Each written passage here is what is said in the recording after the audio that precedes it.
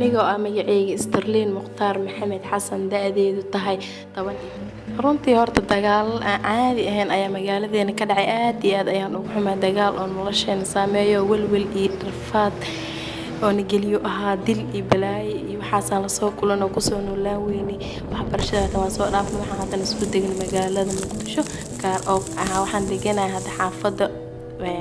wadajir oo ku taal magaalada Muqdisho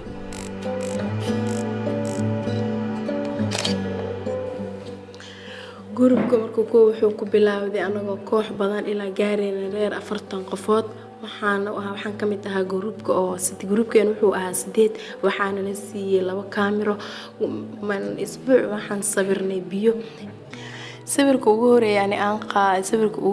aan xasuusto wuxuu ahaa waxaan ku qaaday horta xarunta aan wax ku barto wuxuuna sawirka ugu horeeyay aan qaado tobabi ka horaayo oo ku horaayo weyn ayaan kaamira soo qabtay oo qaaday runtii aad iyo aad ayaan ugu farxay waayo wuxuu ahaa sawirka ugu horeeyay aan qaado farxad ayaan ku dareemay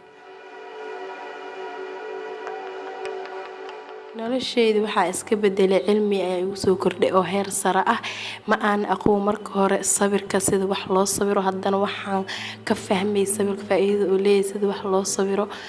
sawir faa'iidada wuxuu leeyahay xitaa sawirka faa'iido uu leeyahay waxay tahay inaan sawir qaado oo sawirada wax aan sawiro si ay maxal lahaa si ay xasuus oo dadka ugu reebaan waxaan sawiray si lagu arko wixii dhibaato leh iyo wixii faa'iido leh si qofku uu arko saarteedu faa'iido uu leeyahay sawirka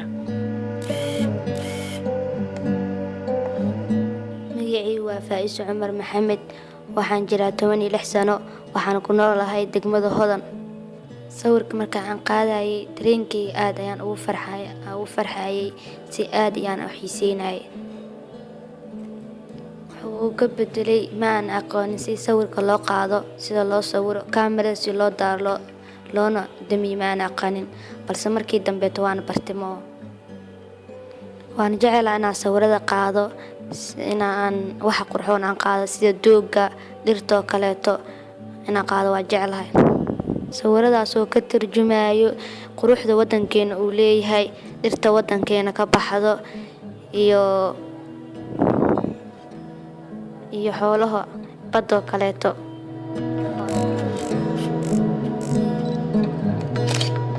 magacaygu waa Xuseen Cumar Aadan da'deeduna ay tahay 16 sano jir aan ku noolahay degmada Dharkeenley marka weynaado waxaan jeclahay inaan mustaqbalka noqdo macallin bulshada aan jahli ka saaro sidaas darteeda waxaan farxad weyn ayaan dareemay sawir aan qaado markaas